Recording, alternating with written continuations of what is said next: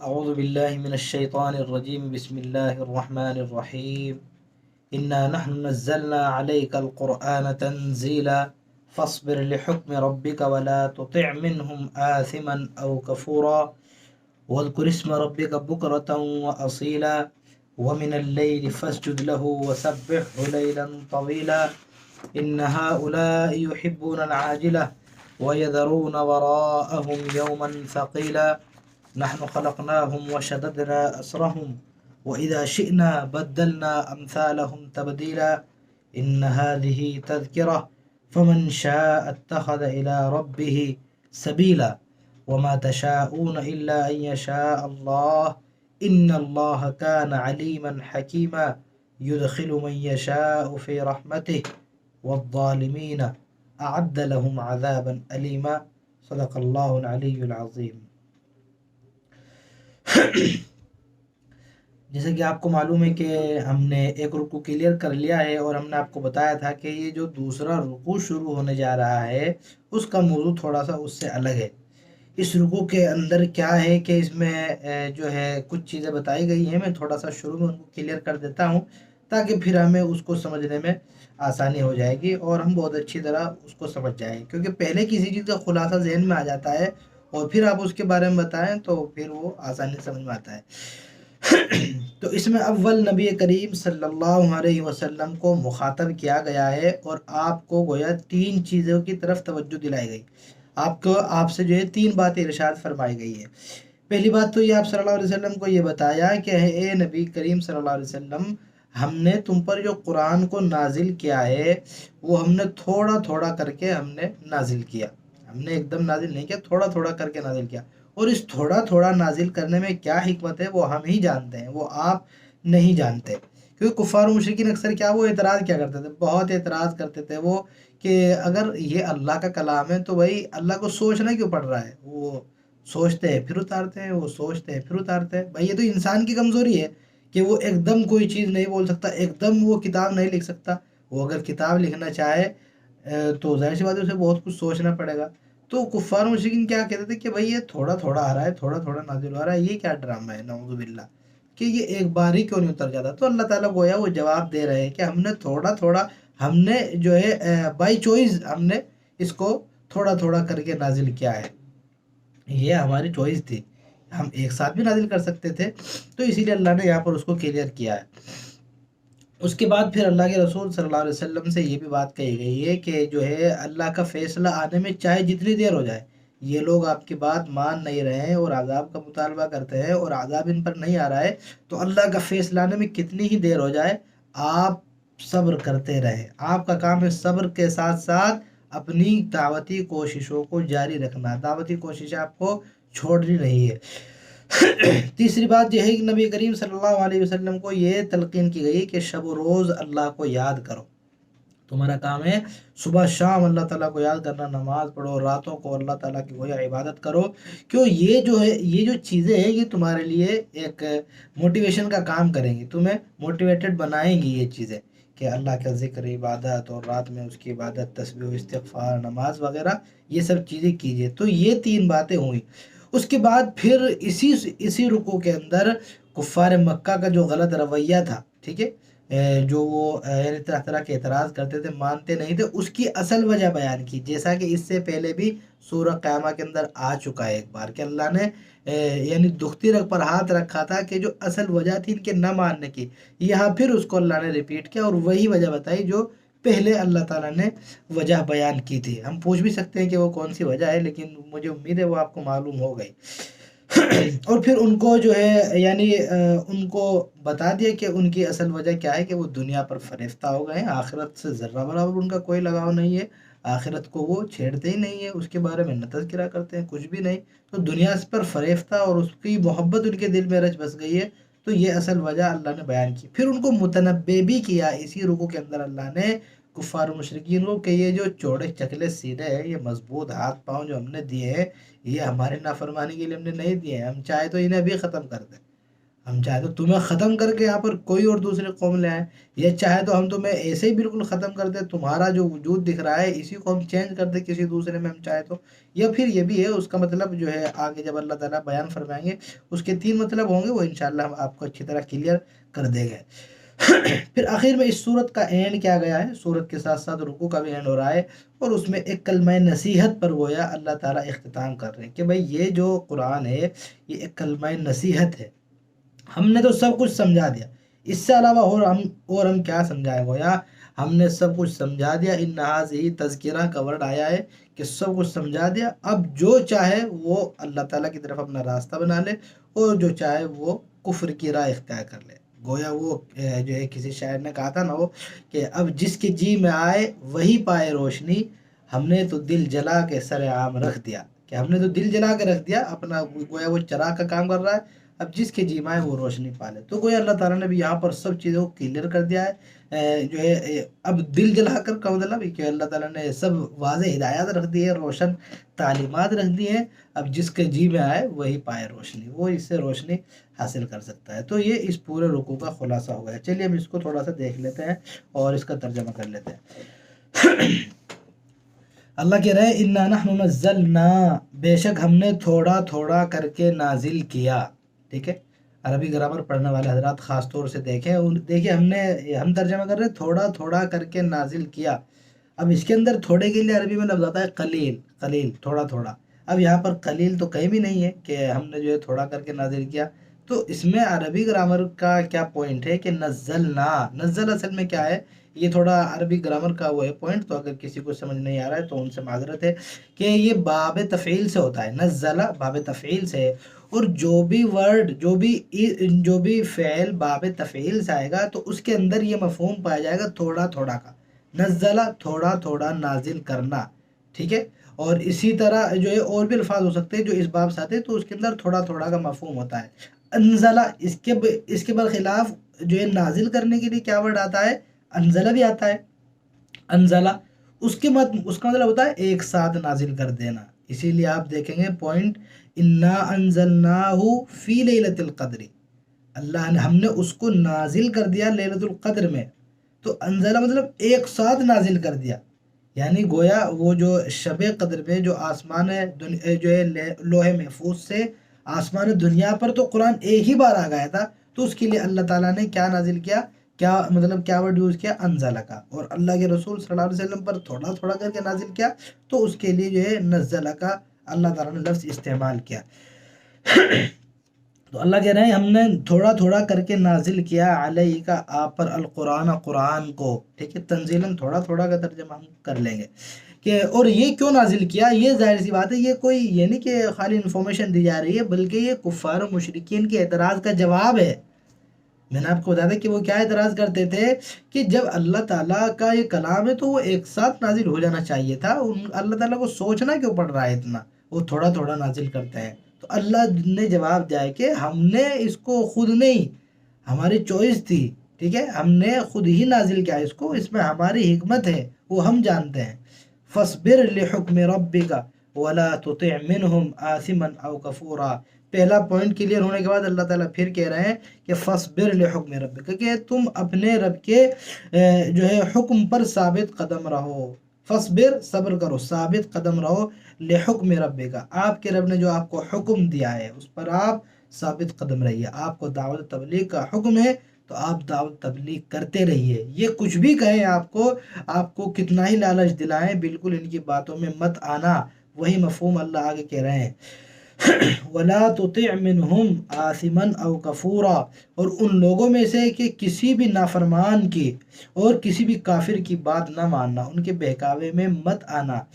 آثم گناہ گار، نافرمان، کفورا کافر، کہ ان میں سے جو بھی گناہ گار یہ کافر ان کی باتوں میں بالکل نہیں آنا ہے. یہ کتنا ہی تمہیں لالچ دیں، اور لالچ دیا تھا کفار مکہ صلی اللہ علیہ وسلم کو، لالچ دیتے تھے کہ ہم تمہاری سب سے بہترین جو جو عرب کی لڑکی ہوگی اس سے شادی کرا دیں گے جس سے آپ کہیں گے، اور آپ جتنا مال کہیں گے اتنا مال آپ کو ہم دے دیں گے، آپ جو چاہیں گے ہم وہ کر دیں گے، بس آپ ان بتوں کو جو ہے ہمارے بتوں کو برا بھلا کہنا چھوڑ دیجئے، یہ جو کام آپ کر رہے ہیں وہ آپ صحیح نہیں کر رہے ہیں، وہ چھوڑ دیجئے۔ لیکن اللہ کے رسول صلی اللہ علیہ وسلم نے کچھ بھی کمپرومائز نہیں کیا، بلکہ اللہ تعالیٰ نے ہی آپ کو حکم دے دیا کہ وہ بالکل کمپرومائز کرنے کی ضرورت نہیں ہے، بالکل ان کی بات میں مت آنا۔ اور جو ہے پھر اللہ تعالیٰ کہہ رہے ہیں وَذْكُرِ اسْمَ رَبِّكَ، یعنی آپ صلی اللہ علیہ وسلم کو موٹیویٹڈ رہنے کے لیے کیا جو ہے اس کے کیا سورس ہو سکتے ہیں، یعنی کن ذرائع سے آپ صلی اللہ علیہ وسلم کے اندر گویا جو ہے جذبہ رہ سکتا ہے، وہ اللہ تعالیٰ بیان فرما رہے ہیں وَذْكُرِ اسْمَ رَبِّكَ، اور اپنے رب کا نام لو، وذکر یاد کرو اپنے رب کے نام کو، یعنی اپنے رب کا نام لو، کب؟ بکرتن و اصیلا، صبح اور شام، صبح اور شام گویا اللہ تعالیٰ کا نام لو۔ یعنی نماز کی طرف اشارہ ہے گویا کہ نماز پڑھو، کیونکہ جب دیکھیے اگر اللہ تعالیٰ کا نام لینے کے لیے کہا جاتا ہے کسی خاص زمانے کو ٹارگیٹ کر کے کہ صبح میں اللہ کا نام لو، اب اللہ کا نام لینے کے لیے تو کوئی جو ہے قید نہیں ہے، زمانے کسی بھی وقت نام لے سکتے ہیں، لیکن اگر اللہ تعالیٰ کہیں قرآن کے اندر یہ کہہ دیتے ہیں کسی خاص زمانے کو جو ہے اللہ تعالیٰ خاص کر دیتے ہیں کہ صبح میں نام لو، تو اس سے پھر آٹومیٹکلی ہمارا ذہن نماز کی طرف چلا جانا چاہیے کہ اللہ تعالیٰ وہ نماز کے لیے کہہ رہے ہیں۔ اسی لیے کچھ لوگوں نے کیا کہا ہے کہ یہ والا جو رکوع ہے یہ مدنی رکوع ہے، یہ مدینہ میں نازل ہوا، کیونکہ بھائی نماز کا حکم تو وہیں پہ تھا، تو پوری صورت جو ہے گویا یہ مکی نہیں ہے، تو کچھ لوگوں نے یہ بھی کہا ہے کیونکہ اس کے اندر نماز کا گویا حکم دیا جا رہا ہے۔ تو یعنی صبح میں نماز پڑھو، بکرتن صبح میں کیا آ گئی؟ صبح میں فجر کی نماز آ گئی، وہ اصیلا، اور شام میں نماز پڑھو، شام میں ظہر اور عصر دونوں نمازیں آ گئی ہیں، کیونکہ شام جو ہے وہ دوپہر کے بعد سے شروع ہو جاتی ہے۔ اصیل کا جو ورڈ ہوتا ہے اصیلن، اب دیکھیے اسی سے خود ہی سمجھ میں آ جائے گا، ہم اصیل ان کا جو ورڈ ہوتا ہے عربی میں، وہ جب دوپہر میں سورج جو ہے وہ یعنی زوال کی طرف جاتا ہے، گھٹنے کی طرف جاتا ہے، تو اس وقت سے لے کر غروب تک کے وقت کو اصیل کہتے ہیں، تو اس کے اندر ظاہر سی بات ہے یہ دو نمازیں آئیں گی، تو تین نمازیں ہو گئی، آگے آیا وَمِنَ اللَّيْلِ، اور رات میں نماز پڑھی ہے، رات کے اندر مغرب کی نماز آ گئی، کیونکہ جو ہے مغرب سے جو ہے یعنی مغرب سے اسلام کی رات شروع ہو جاتی ہے اور عشاء بھی رات میں ہی ہے، ٹھیک ہے، تو گویا پانچوں نمازیں یہاں پر آ گئی کہ یعنی تین ورڈ کے اندر پانچوں نمازیں آ گئی، بکرتن و اصیلاً و من اللیل، صبح اور شام اور رات، ٹھیک ہے، صبح میں تو صرف صبح کی نماز ہے، اور جو ہے شام میں یعنی دونوں نمازیں ہوئی، ظہر کی اور عصر کی، اور رات میں ہوئی مغرب کی اور عشاء کی۔ تو یہ اللہ تعالیٰ نے کہا کہ نماز پڑھیے گویا، فسجد لہو، تو اللہ تعالیٰ کے سامنے سجدہ کیجئے، ٹھیک ہے، اللہ کے سامنے سجدہ کیا کرو۔ اب یہ حکم نہیں دیا جا رہا ہے کہ وہ آپ سجدہ نہیں کرتے تھے نعوذ باللہ، بلکہ کہ جیسے آپ اب تک کرتے آئے ہیں اسی طرح اس کو مستقل جاری رکھیے، کنٹینیو کیجئے، ٹھیک ہے۔ اس کا مطلب یہ نہیں ہوتا کہ آپ کہ جو ہے کوئی شخص ایک کام کر رہا ہو اور آپ اس کو بیچ میں ٹوک دیں کہ بھائی آپ اس طرح کر لیا کرو، ہے نا۔ مثال کے طور پر کوئی ہوم ورک بہت اچھا کرتا ہے تو ہم اس سے کہیں کہ آپ جو ہے اچھا ہوم ورک کیا کرو، اس کا مطلب یہ نہیں ہوتا کہ اس نے خراب کیا ہے، بھائی اس نے اچھا کرتے آ رہے ہیں تو اور زیادہ ان کو موٹیویٹیڈ بنانے کے لیے ہم جو ہے یہ کہہ سکتے ہیں۔ تو یہ تو ایک مثال ہوئی، کسی بھی معاملے میں آپ کسی کی تعریف کریں تو جو کام وہ آلریڈی کر رہا ہے آپ اسی کو ریپیٹ کر سکتے ہیں کہ بھائی آپ اس طرح کر لیا کریں، ٹھیک ہے۔ تو یہ کیا ہوتا ہے، اس سے اس کو جو ہے ہمت ملتی ہے۔ اللہ تعالیٰ بھی یہاں پر کہہ رہے ہیں کہ سجدہ کرو، نماز پڑھو، اس کا مطلب یہ تو نہیں ہے کہ اللہ کے رسول نعوذ باللہ نہ نماز پڑھتے تھے اور نہ سجدہ کرتے تھے، بلکہ جیسے آپ کرتے آئے ہیں اسی طرح اس کو کنٹینیو رکھیے۔ وَسَبِّحْهُ لَيْلًا طَوِيلًا، اور اللہ تعالیٰ کی تسبیح بیان کرو، لیلاً طویلاً، لمبے وقت تک، رات میں لمبے وقت تک، یعنی یہاں سے گویا تہجد کی طرف اشارہ ہو گیا، اور آپ کو جو ہے آپ کو متوجہ کیا گیا ہے پھر سے تہجد کی طرف، کہ تہجد کا جو ہے آپ خاص خیال رکھو، اور اس کے اندر اور جو ہے ایک لمبی رات تک یعنی اللہ تعالیٰ کی تسبیح بیان کرتے رہا کرو۔ ان هؤلاء يحبون العاجلہ وسبحه لیلا طویلا، یعنی اسی تہجد کی طرف اشارہ ہو گیا جیسا کہ سورہ مزمل کے اندر آیا تھا، ٹھیک ہے۔ لیکن آج کیا ہے کہ ہم نیند ہی اتنی غالب آ جاتی ہے کہ انسان نہیں اٹھ پاتا۔ وہ علامہ اقبال رحمۃ اللہ علیہ نے کہا ہے نا، وہ جو ہے یعنی آج کے تھوڑے ہی، وہ تو اس وقت یعنی وہ تو سن 1900 سے پہلے کے تھے، यानी यानी वो 20वीं सदी हिजरी के थे, सॉरी 20वीं सदी ईस्वी के हैं वो। तो उन्होंने अपने दौर के मुसलमानों की तस्वीर खींची और ऐसी तस्वीर खींची उन्होंने कि वो आज भी मुसलमानों पे फिट आती है। तो उन्होंने कहा था ना कि वो जवाब शिकवा के अंदर किस कदर तुम पे गरां सुबह की बेदारी है, कि तुम पे कितनी गरां गुजरती है। गरां मतलब सख्त, सुबह की बेदारी, सुबह में उठना, तहज्जुद के लिए उठना, तुम पर किस कदर ये गरां है, सख्त है। हमने जो है और जो है हमसे कब प्यार है, हाँ नींद तुम्हें प्यारी है। यानी गोया अल्लाह ताला की ज़ुबानी कह रहे हैं वो। अब अल्लाह ताला की ज़ुबानी, इसको थोड़ा समझने के लिए अगर जो है हम इसको थोड़ा सा क्लियर कर देते हैं कि अल्लामा इकबाल रहमतुल्लाह अलैह एक बड़े इस्लामी शायर गुजरे हैं, और यकीनन वो जिस पाए के शायर थे उनके बाद तक इस्लामी ताल्लुक़ से तो कोई ऐसा शायर पैदा नहीं हुआ कि जिसने इस्लाम की जो है अच्छे से तर्जमान की हो। गालिब जो है अगरचे वो जो है उनसे बड़े शायर हैं, लेकिन वो गज़ल में उनसे बड़े शायर हैं, लेकिन वो इस्लाम में जो है अल्लामा इकबाल का कोई जवाब नहीं है इस्लामी अंदाज में, इस्लामी पैगाम को पहुंचाने में। तो उन्होंने, आपको मालूम हो कि वो शिकवा और जवाब शिकवा उनका बहुत ही मशहूर है। तो असल में ये जो शेर हमने आपको सुनाया है कि किस कदर तुम पे गरां सुबह की बेदारी है, हमसे कब प्यार है, हाँ नींद तुम्हें प्यारी है, यानी गोया ये अल्लाह ताला कह रहे हैं। अल्लामा इकबाल ने जो जवाब शिकवा लिखा है वो गोया अल्लाह ताला की ज़ुबानी हो रहा है। इसको हम थोड़ा समझा देते हैं। मुझे उम्मीद है कि ये आपको अच्छा भी लगेगा और इससे हमें एक नया पैगाम मिलेगा बहुत, और इंशाल्लाह आप इसको पढ़ेंगे तो काफ़ी फ़ायदा भी होगा। अल्लामा इकबाल ने असल में क्या किया, पहले वो शिकवा लिखा, शिकवा, ठीक है, शिकवा उनका मुस्तकिल अलग से भी छपा है, शिकवा जवाब शिकवा। शिकवा बोलते हैं शिकायत को, शिकवा बोलते हैं शिकायत को। तो उन अशार के अंदर बहुत सारे अशार हैं, तकरीबन 200-250 अशार है। तो उसमें उन्होंने अल्लाह ताला से शिकायत की कि या अल्लाह, हम मुसलमानों पर जो है हर तरफ से जुल्म व सितम हो रहा है और हमें हर तरह से कुचला जा रहा है, हम पर ही जो है ये सारी बिजलियाँ गिर रही हैं, ये कैसे हो रहा है, हम पे नहीं गिरना चाहिए। हमने तो माजी में इतनी खिदमतें अंजाम दी हैं, इतनी खिदमतें अंजाम दी हैं कि हमें तो मज़े लेना चाहिए गोया। हम पर तो हर वक्त जो है आपकी रहमत होनी चाहिए या अल्लाह। हमने तो, हमारा माजी बहुत अच्छा था। उसी के सिलसिले कुछ कुछ जो है अशार है अल्लामा इकबाल, उसी के अंदर कहते हैं कि थे हमी एक तेरे मार का आराम में, कि हम तो वो लोग हैं, यानी वो सिर्फ अपनी बात नहीं बता रहा है बल्कि पूरी मुसलमानों की नुमाइंदगी कर रहा है अल्लामा इकबाल। सब यानी एक मुस्लिम कौम के बारे में बता रहे हैं कि थे हमी एक तेरे मार का आराओं में। मार का आरा यानी लड़ने वाले, जंग में लड़ने वाले, कि जब कुफ़ार मुशरिकीन से जंग होती थी तो हम ही तो थे, तेरे लिए हम ही तो लड़ते थे। खुशकियों में कभी लड़ते, कभी सहराओं में, दी अजानें कभी यूरोप के कलीसाओं में, कभी अफ्रीका के तपते हुए सहराओं में, शान आँखों में नजश्ती थी जहांदारों की। यानी जो जहांदार हैं, जो बड़े बड़े लोग हैं, उनकी शान हमारी आंखों में नहीं जचती थी। यानी हम उनको देखकर एकदम जो है भौंचक के रह जाते थे कि अरे इनको इतना दौलत से नवाजा है। नहीं, उनकी शान हमारी आंखों में जचती नहीं थी। कलमा पढ़ते थे हम ही छाँव में तलवारों की, हम लोग तलवारों की छाँव में कलमा पढ़ा। या अल्लाह, हमारी इतनी, हमने आपके लिए इतनी मुसीबतें झेली और इतनी हमने कुर्बानियाँ दी, हम पर ये क्यों अजाब वजाब आ रहा है। और इसी तरह कहा है अल्लाह, जो है अल्लामा इकबाल ने, कि टल न सकते थे अगर जंग में अड़ जाते थे, कि अल्लाह तेरे लिए अगर हमें जो है जंग करनी पड़ जाती तो हम नहीं टल सकते थे। गोया जो है ग़ज़वा उहद हो, ग़ज़वा बदर हो, तमाम ग़ज़वात का गोया उन्होंने फिर नक्शा खींच दिया है कि टल न सकते थे अगर जंग में अड़ जाते थे, पाँव शेरों के भी मैदान से उखड़ जाते थे। यानी तुझसे सरकश हुआ कोई तो बिगड़ जाते थे। कोई अगर अल्लाह ताला का बागी हो गया, अल्लाह का सरकश हो गया, तो हम बिगड़ जाते थे। तेग क्या चीज़ है, हम तोप से लड़ जाते थे, कि जो है तलवार क्या चीज़ है, हम तो तोप से लड़ जाते थे तेरी खातिर। यानी वो अल्लाह ताला से वो शिकायत कर रहे हैं।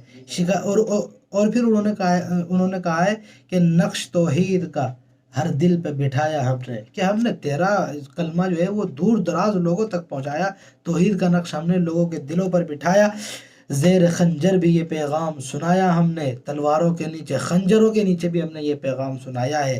तो फिर जो है जो असल पॉइंट है पूरे शिकवे के अंदर, कहाँ पर उन्होंने अल्लाह ताला से शिकायत की, ये तो अपनी खिदमत गिनाई, फिर कहा उन्होंने रहमतें हैं तेरी अगयार के काशानों पर। अगयार यानी गैर की जमा है, कि तेरी रहमतें गैरों के काशानों पर हैं, गैरों के महलों पर हैं, हमारे ऊपर नहीं है। رحمتیں ہیں تیری اغیار کے کاشانوں پر، برق گرتی ہے تو بیچارے مسلمانوں پر۔ برق یعنی بجلی، بجلی گرتی ہے تو بیچارے مسلمانوں پر گرتی ہے، یا اللہ یہ کیا ہے؟ تو کوئی انہوں نے شکایت کی۔ اسی لیے آپ کو معلوم ہونا چاہیے کہ اسی کی وجہ سے علامہ اقبال پر پھر وہ جو کفر کا فتویٰ بھی لگایا گیا تھا کہ یہ آپ کیا کہہ رہے ہیں، اللہ تعالیٰ سے شکایت کر رہے ہیں، ایسے ایسے ورڈ کہہ رہے ہیں، یہ نہیں کہنا چاہیے۔ تو علامہ اقبال پر جو ہے پھر جو ہے وہ کفر کا فتویٰ بھی لگایا گیا تھا۔ پھر جیسے ہی یہ ریئیکشن ہوا لوگوں کی جانب سے، تو پھر علامہ اقبال نے اس کا جواب لکھا، اس کو کہتے ہیں جواب شکوہ، ٹھیک ہے؟ پہلے تو وہ ہوا شکوہ، پھر انہوں نے لکھا جواب شکوہ، انہوں نے اس کا جواب لکھا کہ میرا مقصد کیا تھا۔ اب وہ جو جواب شکوہ تھا گویا وہ اللہ تعالیٰ کی زبانی ہے، وہ گویا علامہ اقبال نہیں بول رہے، الفاظ تو انہی کے ہی ہیں، اشعار بھی علامہ اقبال رحمۃ اللہ علیہ کے ہیں، لیکن جو اس میں کہہ رہا ہے وہ گویا اللہ تعالیٰ ہے۔ تو انہوں نے اس کا دیکھیے جو انہوں نے آغاز کیا ہے، تو جواب شکوہ کو انہوں نے اسٹارٹ کیا ہے اس سے کہ دل سے جو بات نکلتی ہے اثر رکھتی ہے، پر نہیں طاقت پرواز مگر رکھتی ہے، کہ یہ جو اللہ کے گویا اللہ یہ کہہ رہے ہیں کہ یہ تو اقبال کے دل کی بات تھی، اس کا بہت اثر ہوا، اور جو ہے اس کے پر نہیں ہے لیکن طاقت پرواز، اس کے اندر اڑنے کی طاقت ہے، اس کی یہ آواز اقبال کی گویا اڑتے اڑتے ہمارے تک آ گئی۔ پھر جو ہے گویا اللہ تعالیٰ نے پھر کہا ہے کہ بھائی تم پر بجلی کیوں گر رہی ہے، ہم تم پر رحم و کرم کیوں نہیں کر رہے ہیں، یہ تمہارا فالٹ ہے۔ تو گویا علامہ اقبال ہی کی زبانی جو ہے کچھ اشعار ہے کہ صفحہ دہر سے باطل کو مٹایا کس نے، نوع انسان کو غلامی سے چھڑایا کس نے، اور اسی طرح میرے کعبے کو جبینوں سے بسایا کس نے۔ اللہ تعالیٰ کہہ رہے ہیں کہ میرے کعبے کو، ٹھیک ہے تم اپنی تعریف کر رہے ہو کہ ہم نے تیرے کعبے کو جبینوں سے بسایا تھا، جبین یعنی پیشانی سے ہم نے تیرے کعبے کو بسایا تھا، تو اللہ کہہ رہے ہیں میرے قرآن کو سینوں سے لگایا کس نے، تھے تو وہ تمہارے ہی آبا مگر تم کیا ہو، یعنی تم کیا ہو، وہ تو تمہارے آبا و اجداد تھے، تم کچھ نہیں ہو، ہاتھ پر ہاتھ دھرے منتظر فردا ہو، تم تو ہاتھ پر ہاتھ دھرے بیٹھے ہو، تمہارے اندر وہ لگن نہیں ہے جو تمہارے آبا و اجداد کے اندر تھی، جو پہلے لوگوں کے اندر تھی۔ پھر اللہ تعالیٰ ہی کہہ رہے ہیں کہ جا کے ہوتے ہیں مساجد میں سفارا تو غریب، کہ اپنا حال تو دیکھ لو کیا ہے، کہ آج مسجد میں جو جاتے ہیں وہ گویا غریب لوگ ہیں، زحمت روزہ جو کرتے ہیں گوارا تو غریب، اور روزے کی جو زحمت کرتے ہیں تو وہ بیچارہ غریب کرتے ہیں، نام لیتا ہے اگر کوئی ہمارا تو غریب، پرد رکھتا ہے اگر کوئی تمہارا تو غریب، عمرا نشہ دولت میں ہے غافل ہم سے، عمرا یعنی امیر لوگ وہ دولت کے نشے میں ہم سے غافل ہیں، عمرا نشہ دولت میں ہے غافل ہم سے، زندہ ہے ملت بیضا غربا کے دم سے، کہ آج یہ قوم جو کچھ بچی کچی ہے یہ صرف اور صرف غریبوں کے دم پر ہے، عمرا نے تو ایسی تیزی کر رکھی ہے، اور وہ ہم سے جو ہے نشہ دولت میں غافل ہے۔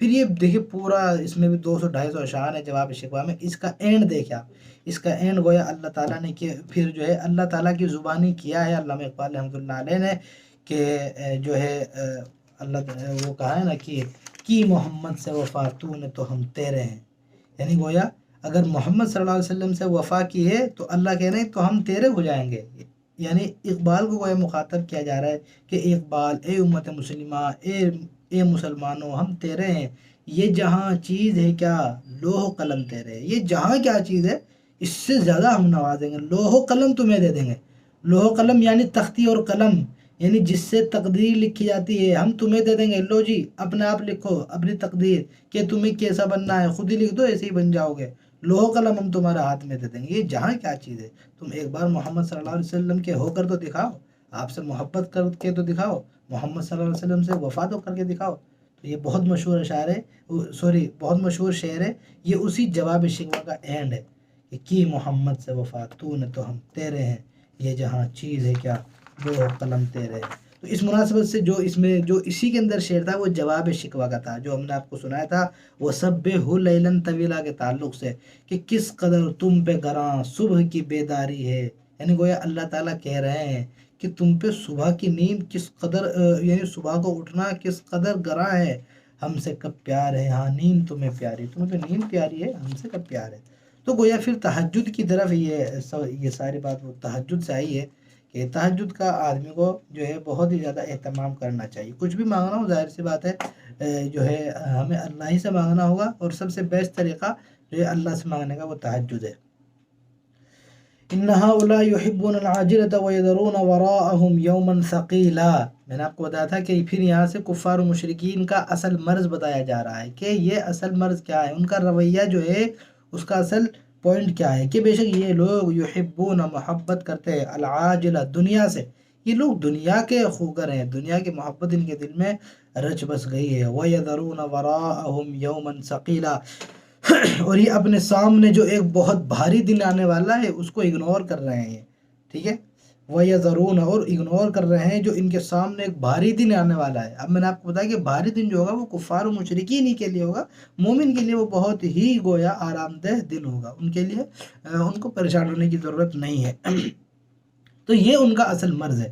نحن خلقناہم، اب ان کو بتایا جا رہا ہے، ان کو متنبع کیا جا رہا ہے کہ یہ جو چوڑے چکلے سینے اور مضبوط ہاتھ پاؤں دیے ہیں تو ہم نے اس لیے نہیں دیے ہیں کہ تم ان سے ہماری نافرمانی کرو. نحن خلقناہم، ہم نے ان کو پیدا کیا ہے. وشددنا اسرہم، اور ہم نے ان کے جوڑ جو ہے وہ بہت مضبوط بنا دیے ہیں، ان کے جوڑ بند جو ہیں وہ ہم نے مضبوط کر دیا، ان کو ہٹا کھٹا بنایا ہے، بہترین ان کو سانچے میں ڈال دیا ہے. لیکن اس لیے ان کو آگاہ کیا گیا، الرٹ کیا گیا. وَإِذَا شِئْنَا، اگر ہم چاہیں تو بَدَّلْنَا أَمْثَالَهُمْ تَبْدِيلًا، ہم جو ہے ان کی جگہ دوسرے لوگوں کو پیدا کر دیں. ہم چاہیں تو ہم ان کو چھوڑ کر دوسرے لوگوں کو پیدا کرتے ہیں. اس کے کئی مفہوم ہو سکتے ہیں. ایک مفہوم تو یہ کہ ہم ان کو ختم کر دیں، ان کی جگہ ایک دوسری قوم لے کر آئیں. اور دوسرا مطلب کیا ہے کہ یہ جو ان کا شیپ نظر آ رہا ہے اسی شیپ کو ہم چینج کر دیں، یعنی کسی کو لقمہ مار جائے. لقوے سے کیا ہوتا ہے، انسان کا پورا جو ہے چہرہ بگڑ جاتا ہے، ٹیڑھا میڑھا ہو جاتا ہے. تو ہم چاہے تو اس کو ایک دم بالکل ہم اس کو چینج کر سکتے ہیں، بدل سکتے ہیں. اور تیسرا مفہوم یہ بھی ہے جو بالکل اس سے مناسب لگتا ہے، یعنی آیت کے مضمون سے بھی، کہ ہم چاہیں تو پھر جو ہے بعد میں اٹھا سکتے ہیں. یعنی آپ مر جائیں گے، مرنے کے بعد ہم چاہے تو اس کو دوبارہ اٹھا سکتے ہیں، کیونکہ ہم نے ہی پیدا کیا، ہم نے اس کے جوڑ مضبوط بنائے. ہم چاہے تو اس کو پھر مار کر پھر دوبارہ پیدا کر دیں. ٹھیک ہے، تو یہ اس کا گویا 3 مفہوم ہوئے. ان ھذہ تذکرہ، اور جو ہے صورت کا اینڈ کیا جا رہا ہے کہ بے شک یہ ایک نصیحت ہے، یہ ایک نصیحت ہے. فمن شاء اتخذ، تو جو چاہے بنا لے الی ربہ سبیلا، اپنے رب کی طرف جانے والا راستہ اختیار کر لے. تو جو چاہے اپنے رب کی طرف جانے والے راستے کو اختیار کر لے. ہم نے تو بتا دیا ہے، اب جس کے جی میں آئے وہی پائے روشنی. وما تشاءون الا ان یشاء اللہ، اللہ کہہ رہے ہیں اور تم نہیں چاہ سکتے کہ جب تک اللہ تعالیٰ نہیں چاہے گا، یعنی جب تک اللہ تعالیٰ کی مشیت نہ ہو تو آپ بھی نہیں چاہ سکتے. گویا انسان جو ہے کچھ بھی جو بھی سوچتا ہے، جو بھی چاہتا ہے، تو گویا ادھر سے وہ اللہ تعالیٰ کے یہاں سے وہ پاس ہو کر آتا ہے. ٹھیک ہے، پاس ہو کر وہاں، اگر وہاں سے اجازت ملتی ہے تبھی ہم سب کچھ سوچ سکتے ہیں. اللہ تعالیٰ کی مشیت کے بغیر ہم کچھ بھی نہیں چاہ سکتے. یہ اس سے پہلے بھی آ چکا تھا. ان اللہ کان علیما حکیما، بے شک اللہ تعالیٰ جو ہے بڑے علم کے مالک ہیں، بڑے جاننے والے ہیں اور بڑے حکمت والے ہیں. ٹھیک ہے، یعنی اس میں کیا حکمت ہے، یعنی ہم خود سے نہیں چاہ سکتے، ہم خود سے کچھ نہیں سوچ سکتے. جو اللہ تعالیٰ چاہیں گے وہی ہم چاہیں گے. تو اس میں کیا حکمت ہے یہ اللہ تعالیٰ ہی جانتے ہیں. ان اللہ کان علیما حکیما، اسی لیے اللہ نے وہ حکیم کا لفظ یہاں پر استعمال کیا گیا ہے کہ اللہ یہ حکمت والے وہ جانتے ہیں. یدخل من یشاء فی رحمتہ، اللہ تعالیٰ جس کو چاہیں گے اپنی رحمت میں داخل کر دیں گے.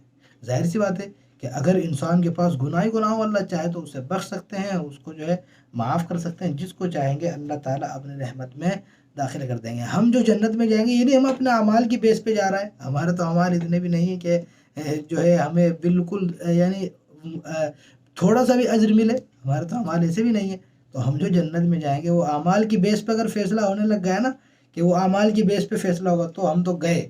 تو فیصلہ صرف اور صرف اللہ تعالیٰ کی رحمت پر جو ہے، گویا اللہ تعالیٰ کی نظر رحمت ہو جائے تبھی ہم بچ سکتے ہیں. ورنہ اگر جو ہے بالکل سیدھا سیدھا حساب ہونے لگ گیا کہ اچھے اعمال ہو رہی ہے تب تو ہمیں بہت ہی چھوٹا درجہ اگر وہ بھی ملا تو، ورنہ تو ہم اس کے کہیں سے کہیں تک مستحق نہیں ہیں. ہماری برائیاں اور گناہ اتنے ہیں کہ وہ سب اسی کے اندر کٹ جائیں گے. تو اللہ تعالیٰ کی رحمت خاص سے ہی ہم بچ سکتے ہیں. اس لیے ہمیں اللہ تعالیٰ کی رحمت خاص کی امید رکھنی چاہیے. یہ نہیں کہ انسان موت کے قریب ہے اور وہ تب بھی ڈر رہا ہے کہ یا اللہ ہم جائیں گے. نہیں، اس کو امید ہو جانی چاہیے. انسان کیا ہے، انسان کے اندر 2 طرح کے پہلو ہوتے ہیں. ایک تو خوف ہوتا ہے اللہ تعالیٰ سے ڈر کا، اور ایک ہوتی ہے امید کی۔ نارمل اگر انسان رہتا ہے تو اسے خوف ہو جانا چاہیے، یعنی اگر وہ اچھی حالت میں تو وہ اللہ تعالیٰ سے ڈرے، لیکن اگر وہ بری کنڈیشن میں چلا گیا تو پھر وہ اللہ سے خوش ہو جائے، وہ پھر یہ نہیں کہ وہ پھر بھی ڈرے۔ اگر انسان بری کنڈیشن میں یا موت کے قریب ہے تو پھر اسے رحمت کی امید ہونی چاہیے۔ یہ مثال کے طور پر وہ اس کے سامنے کچھ بھی آثار نظر نہیں آ رہا ہے، کہیں وہ پھنس گیا تو وہاں پر پھر امید ہو جانی چاہیے، وہاں پر پھر خوف نہیں ہونا چاہیے۔ تو دونوں طرح کی کیفیت انسان پر آتی رہتی ہے، اللہ سے خوف بھی اور اللہ کی رحمت کی امید بھی۔ اب یہ نہیں کہ پوری لائف اللہ بس بھائی ہم تو گناہ کر رہے ہیں، وہ اللہ تعالیٰ کی رحمت بڑی وسیع ہے بھائی، یہ نہیں، اس وقت ڈرے انسان، لیکن اگر کچھ ہو جائے تو ظاہر سی بات ہے وہاں پر پھر اللہ تعالیٰ کی رحمت کا امیدوار۔ والظالمین اعد لهم عذابا علیما، جاتے جاتے ایک بار پھر جو ہے کفار و مشرکین کو اللہ تعالیٰ نے کوئی الرٹ کر دیا، بتا دیا کہ جو ظالم ہوں گے، ظالم سے مطلب وہی کافر و مشرک، یہ نہیں کہ ظلم کرنے والا، بلکہ یعنی ظلم وہ شرک کے معنی میں آتا ہے، ان الظلم ان الشرک لظلم عظیم، کہ شرک بڑا ظلم ہے، تو ظلم سے مراد شرک بھی ہوتا ہے۔ تو وہ ظالمین، اور ظالم جو ہوں گے کفار و مشرکین ہوں گے، اعد لهم عذاب علیم، اللہ نے ان کے لیے ایک دردناک عذاب تیار کر رکھا ہے، اس لیے سمجھ جاؤ۔ تو وہ جاتے جاتے بھی اللہ تعالیٰ نے ایک بار پھر ان کو کشو کر لگا دیا اور بتا دیا کہ مان جاؤ مان جاؤ، ہم نے بہت خطرناک اور دردناک عذاب گویا تمہارے لیے تیار کر رکھا ہے۔ تو یہ ہماری سورہ دار جو ہے مکمل ہو گئی۔ اللہ تعالیٰ سے دعا کرتے ہیں کہ اللہ تعالیٰ ہم سب کو جو ہے اپنی رحمت کی امید کرنے کی توفیق نصیب فرمائے، اور اللہ تعالیٰ ہم سب پر بھی اپنی نظر رحمت فرمائے۔ وآخر دعوانا الحمدللہ رب العالمین۔